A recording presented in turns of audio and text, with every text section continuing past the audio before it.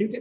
Lighting का इस्तेमाल करते हैं, फैंस, पंखे हैं, डिफरेंट टाइप के फैंस हो सकते हैं, चाहे वो एग्जॉस्ट फैन हो सकता है, वो सीलिंग फैन हो सकता है, वो टेबल फैन हो सकता है, ठीक है। कोई इलेक्ट्रॉनिक आयरन है, जिससे कपड़े आप प्रेस करते हो, आयरन यूज करते हैं, मिक्सर यूज करते हैं, microwave, electric gas stove use करते हैं, कंप्यूटर, लैपटॉप्स, मोबाइल फोन करते हो ना, रेफ्रिजरेटर है, एसी है, वॉशिंग मशीन है, ये सब किस पे चलते हैं बेटा? पानी का जो हीटर है, पानी का जो पंप है, ठीक है, यहाँ तक इंडक्शन कुकर जो होता है, खाना बनाते हो, इलेक्ट्रिकल गाड़ियां भी आ गई हैं, ठीक है, यानी कि ट्रांसपोर्टेशन में।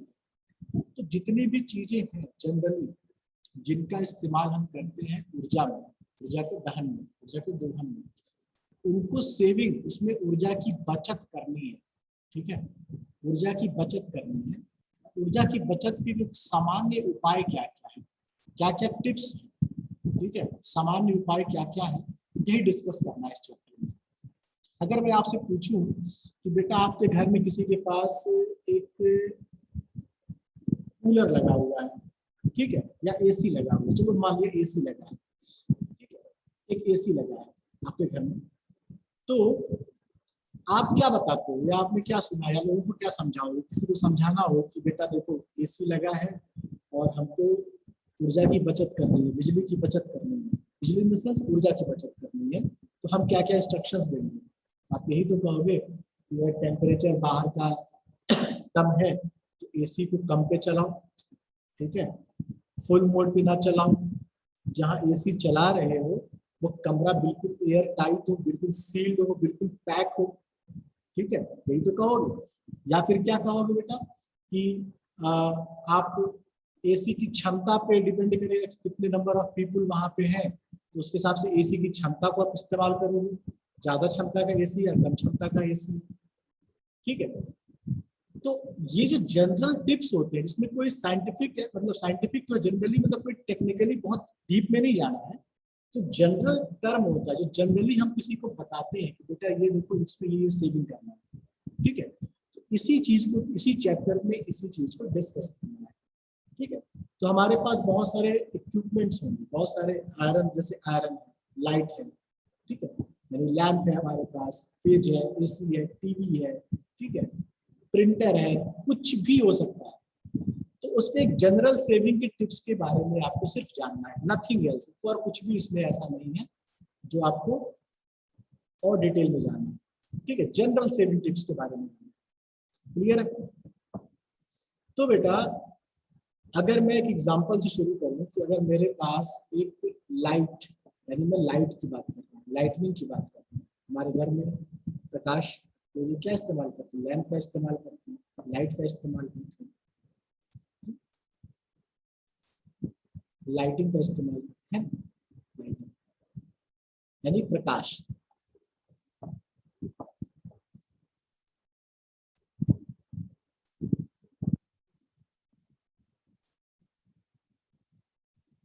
तुम ना लिखो बेटा,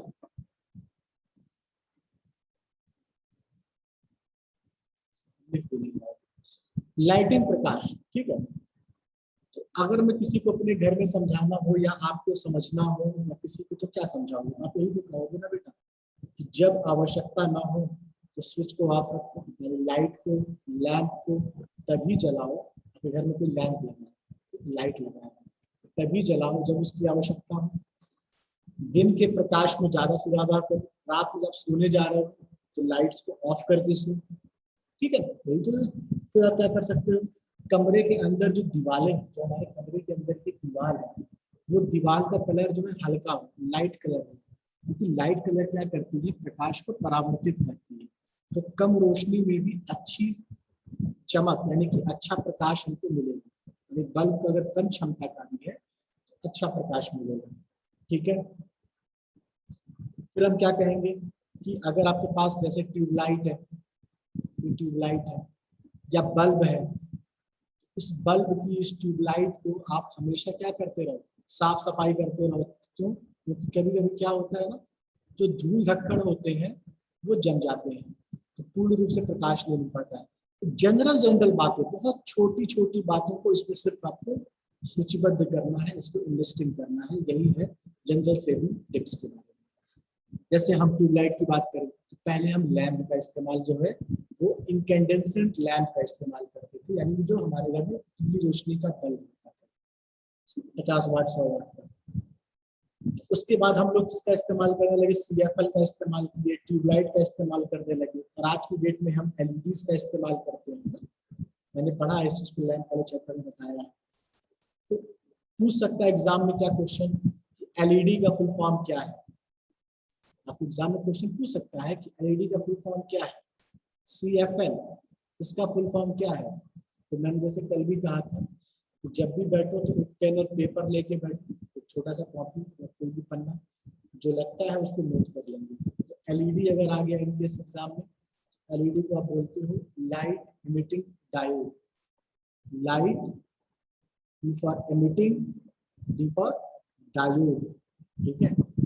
और CFL स्टैंड करता है, CFL का मतलब होता है compact fluorescent lamp, compact fluorescent lamp, ठीक है। तो ये दो चीजें LED और CFL का एग्जाम में शायद पूछ ले, ठीक है, शायद पूछ ले। तो हम अच्छे बल्ब का इस्तेमाल करें। अच्छे बल्ब से आशय क्या है बेटा कि विद्युत का जो कंजम्पशन है वो कम से कम करे, और जो प्रकाश यानी आउटकम जो मिला, जो प्रकाश मिल रहा है वो हमें ज्यादा से ज्यादा मिले, ठीक है।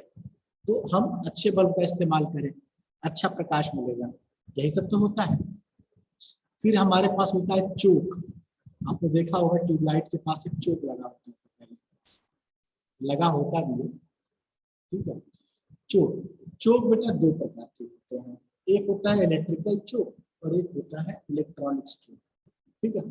तो इलेक्ट्रिकल चोक इलेक्ट्रॉनिक चोक में क्या अंतर है। देखो बेटा, आप लोग मैकेनिकल पे हो बट बेसिक आइडिया समझ लो कि चोक जब भी मैं बोलता हूँ इलेक्ट्रिकल कंपोनेंट है, ठीक है, या इलेक्ट्रिकल और इलेक्ट्रॉनिक डिवाइसेस हैं, यानी कि इलेक्ट्रिकल डिवाइस अलग है, इलेक्ट्रॉनिक डिवाइस अलग है। इलेक्ट्रिकल डिवाइसेस में जो लॉसेस होते हैं वो ज्यादा होते हैं, जो हानियां होती हैं वो ज्यादा होती हैं। क्यों? क्योंकि इलेक्ट्रिकल में जो कंपोनेंट्स यूज होते हैं वो हैवी कंपोनेंट्स यूज होते हैं, ठीक है। जैसे आप मोबाइल चलाते हो तो मोबाइल क्या इलेक्ट्रॉनिक कंपोनेंट है ना, उसमें छोटे छोटे PCB बोर्ड लगा है, छोटा सा चिप लगा हुआ है, छोटा सा कुछ लगा हुआ है, एक छोटे से बोर्ड में आपको मोबाइल मिल जाता है। लेकिन इलेक्ट्रिकल सिस्टम आप कहीं भी देखोगे, जैसे पंखा है इलेक्ट्रिकल सिस्टम, ठीक है, ट्रांसफार्मर है इलेक्ट्रिकल सिस्टम है। तो ये कंस्ट्रक्शन भी बड़ा होता है और इसमें जो कंपोनेंट होते हैं वो हैवी होते हैं। तो हैवी होने से कारण वहां पे लॉसेस भी ज्यादा होते हैं, यानी हानियां ज्यादा होती हैं, ठीक है। और अगर मैं चोक की बात करूं, जो इलेक्ट्रिकल चोक होता है बेटा, उसमें वाइंडिंग होती है, वाइंडिंग होती है, ठीक है। अब ये बाइंडिंग कॉपर की भी हो सकती है, एल्यूमिनियम की, जनरली कॉपर की बाइंडिंग होती है। और इलेक्ट्रॉनिक चोक में बाइंडिंग नहीं होती है, डायोड, ट्रांजिस्टर, कैपेसिटर, इंडक्टर, छोटे छोटे इलेक्ट्रॉनिक कंपोनेंट्स लगाए जाते हैं। मैंने CFL में आपको बताया हुआ है, CFL जब मैंने पढ़ाया था तो मैंने 14-15 प्रकार के इंस्ट्रूमेंट दिखाए थे, ठीक है, उसको एक बार देख लेंगे। तो हमारा इस प्रकार का चोक होता है। चोक जो होता है इलेक्ट्रिकल होता है, इलेक्ट्रॉनिक्स होता है। तो हम क्या प्रेफर करेंगे, हमको एनर्जी सेविंग करनी है तो हम प्रेफर करेंगे क्या, इलेक्ट्रॉनिक चोक, ना कि इलेक्ट्रिकल चोक। क्लियर है बेटा, ठीक है।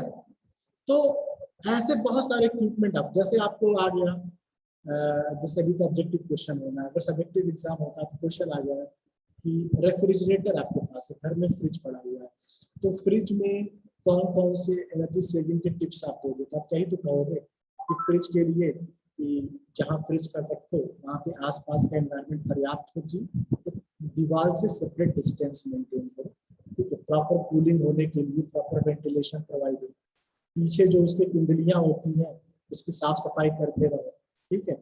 फ्रिज में बहुत गर्म चीज मत डाल दो, गर्म चीज डालने से क्या होगा, तो ज्यादा एनर्जी कंजम्पशन शुरू कर देगा, ठीक है।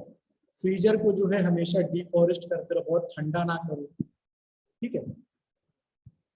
जैसे हमारा फ्रिज है उसके अंदर जो आप फ्रीजर होता है उसमें आपने पानी भरा हुआ है, ठीक है। तो जब पानी बेटा जम जाता है हम क्या करते हैं, उसको बर्फ को उखाड़ने का प्रयास करते हैं, तो कभी वो तो जम जाता है।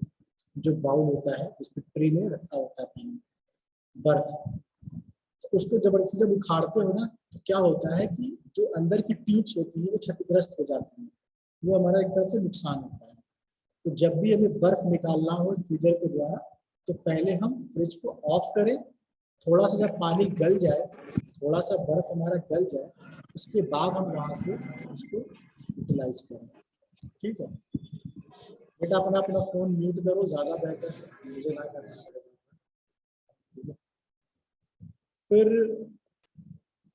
फ्रिज के दरवाजे को बार बार मल्टीपल टाइम से बंद ना करें, ठीक है, ये भी चीज है, बार बार मल्टीपल टाइम उसको बंद ना किया जाए, है ना। तो ये सब कई सारी चीजें हैं बेटा जिसको हम ध्यान रखेंगे। आप एक बार बुक को देखना, जो पीछे की क्वाइल्स है उसकी सफाई भी करना, ठीक है।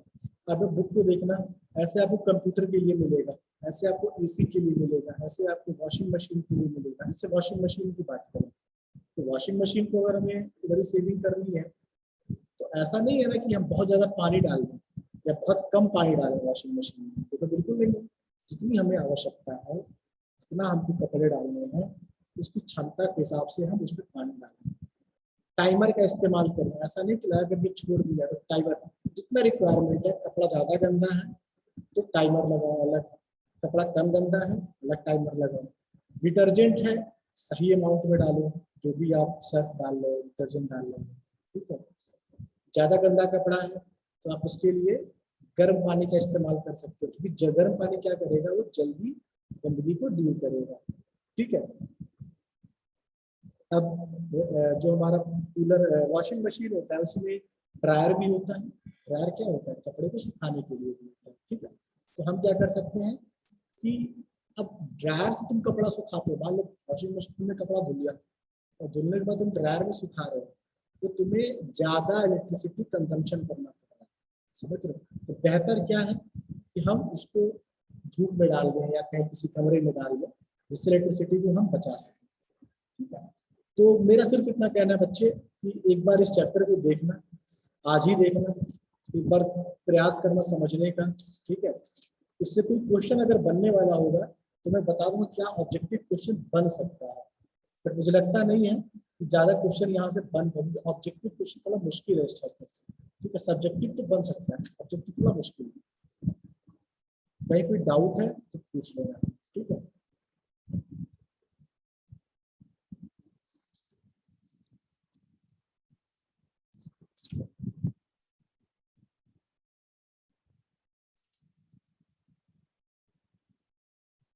बाकी नेक्स्ट क्लास में डिस्कस करेंगे। एक बार बेटा आप पढ़ना, ठीक है। मैं चाहता हूँ कि देखो सिर्फ वन वे ना चले, हमारा वन वे कम्युनिकेशन ना हो। मैं चाहता हूँ कि एक बार तुम लोग पढ़ो, पढ़ो उसको समझो, और फिर जो हो रहा है क्या समझ में आ रहा है सर, क्या समझ में नहीं आ रहा, तो वो मुझसे पूछो, ठीक है। इसके बाद एक चैप्टर और बचेगा, वो थोड़ा सा उसमें बताने लायक कुछ है भी, इसमें ऐसा बहुत कुछ बताने लायक है नहीं, ठीक है। एक बार आप देख लो, बाकी कहीं कोई दिक्कत हो तो मुझे बताओ, तो फिर मैं उस हिसाब से बताऊंगा। पता चला कि आधी जनता को समझ में आ रहा है, आधी जनता पढ़ रही है कि नहीं पढ़ रही है, तो बहुत मजा नहीं आता, ठीक है। कथा बांचने में कोई मजा नहीं आता है। तो मैं यही कहूँगा उसको आप पढ़ो, एक बार देखो, फिर कोई दिक्कत हो मुझसे पूछो, ठीक है।